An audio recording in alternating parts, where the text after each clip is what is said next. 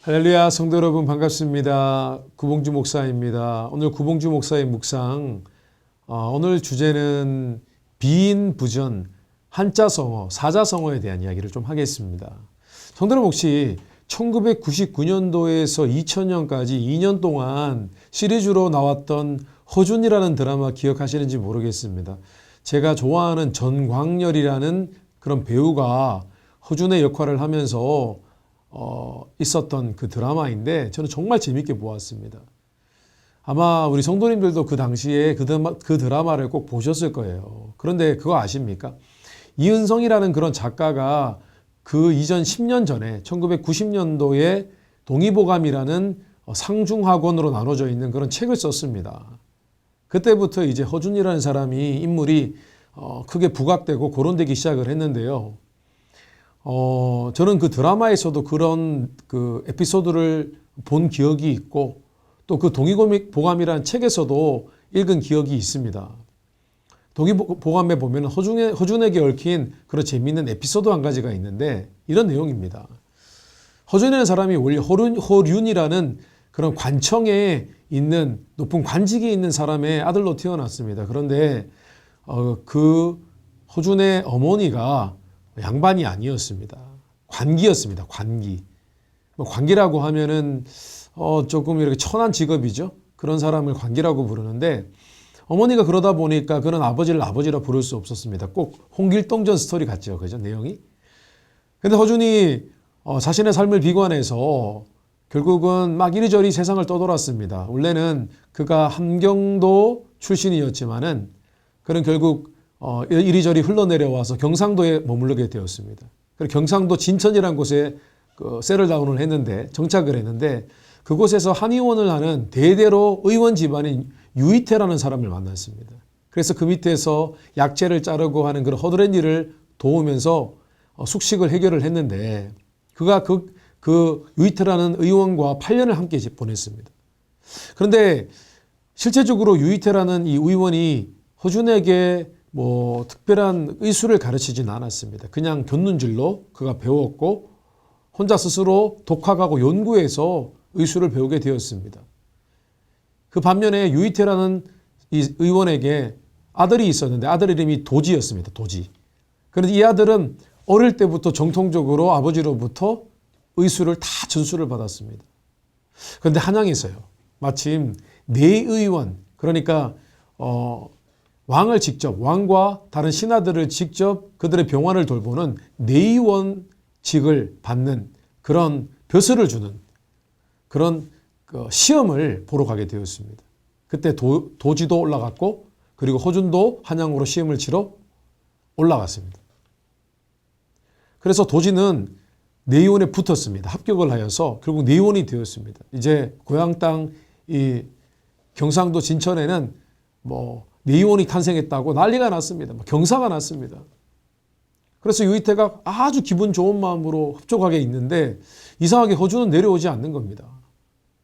그러다가 친구를 만났는데 친구가 들은 소문을 전해 들었습니다. 어떤 내용이냐면 이런 겁니다. 어떤 내의원 시험을 치르려고 올라왔던 사람이 있었는데 그 사람이 경상도에서 한양으로 올라가는 도중에 충청도에 들렀을 때에 이 충청도에서 큰 역병이 돌았습니다. 사람들이 막 병으로 막 쓰러지고 할 때에 이 곳을 지나치던 이 허준은 결국은 시험을 치러 가지 못하고 그 충청도에 있는 병이 든 사람들을 돌보느라 시험을 못 치른 것입니다. 그 얘기를 들으면서 그 사람 이름이 내의원 시험을 결국 치지 못하고 충청도 사람들을 돌보았던 그 사람의 이름이 허준이라는 이야기를 하는 것이었습니다. 그래서 유이태가 그 이야기를 듣고 난 뒤에 아들을 불렀습니다. 그래서 아들에게 물었습니다. 너가 한양에 시험 치러 올라가는 도중에 충청도를 들리지 않았니? 거기서 너는 충청도에서 사람들이 병으로 막 고생하고 있을 때 너는 무엇을 했니? 거기서 허준을 만나지 않았니? 그렇게 물었더니 이 도지라는 사람이 웃음을 치면서 나는 허준과는 아무 관심도 없고 상관도 없습니다. 그리고 내게는 시험이 더 중요했습니다. 그렇게 이야기를 한 것입니다. 그때 아버지 유이태가 이렇게 이야기를 합니다. 비인부전이라고 합니다. 그러니까 사람답지 못한 사람에게 어떤 가르침을 줄 필요가 없다. 그런 의미입니다. 그러니까 자신의 아들 도지가 아직 의원을 할 만한 인격이 제대로 갖춰지지 않았기 때문에 더 이상 나는 너에게 의술을 전할 것이 없다라고 이야기를 한 것입니다. 뭐 그 이의 스토리는 아마 성도님들도 아실 겁니다. 허준이 결국은 뭐 유이태에 의해서 의술을 더 배우고 뭐 명의가 된다는 뭐 그런 스토리죠. 성도 여러분, 우리가 예수 그리스도를 믿는 것, 복음을 전해 듣는 것은 사람의 인격과는 아무 상관이 없습니다. 누가 더 인격이 좋다고 해서 구원을 쉽게 받는 것이고 인격이 나쁘면 구원을 못 받는 것이고 그런 것은 아닙니다. 성경은 우리 모두가 죄인이라고 말씀하고 있습니다. 우리 모두가 아무리 잘난 척하고 착한 척해도 소용없습니다. 모두가 죄인이고 우리의 자아는 타락했고 우리의 자아는 늘 우리 자신만 생각합니다. 이기적입니다. 남에게 선을 베풀 때도 자신의 일 위해서 선을 베푸는 경우가 대부분입니다. 그런데 성도 여러분, 우리가 예수를 믿습니다.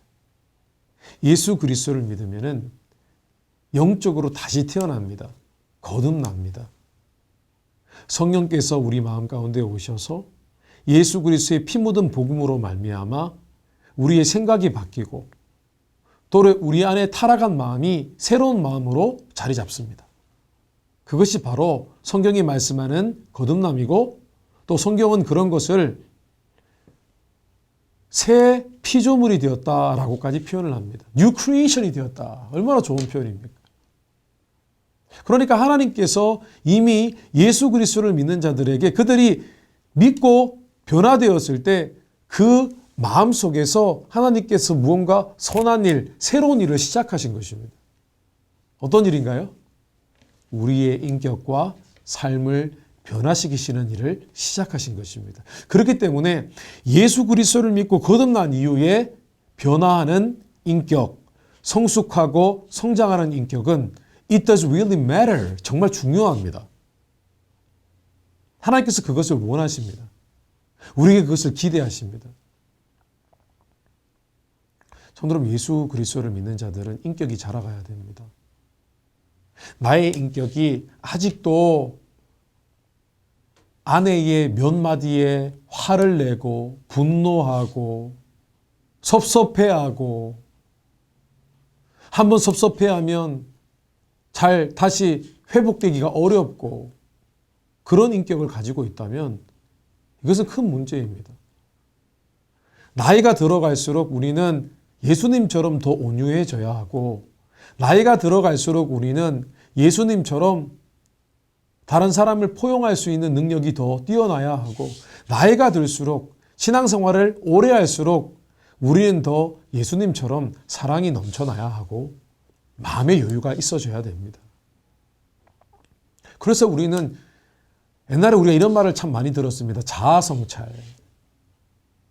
끊임없이 자신을 돌아봐야 됩니다. 내가 주 안에서 변화가 되었나?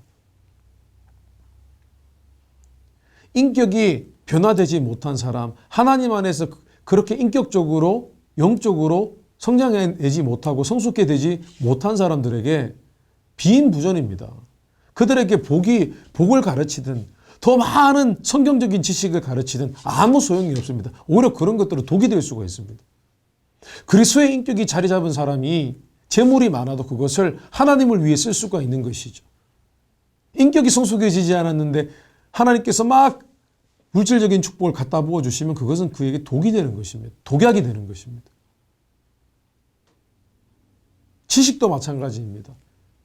인격이 성장하지 않는 자들에게 계속적으로 성경적인 지식과 신학적인 지식을 먹으면 그 사람은 교만해질 수밖에 없는 것입니다.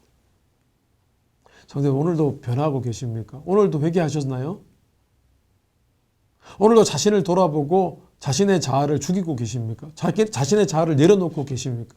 어떤 상황 앞에서 나는 아무것도 할 수 없구나. 하나님, 제가 부족하기 때문에 지금 이렇게 마음이 불편합니까?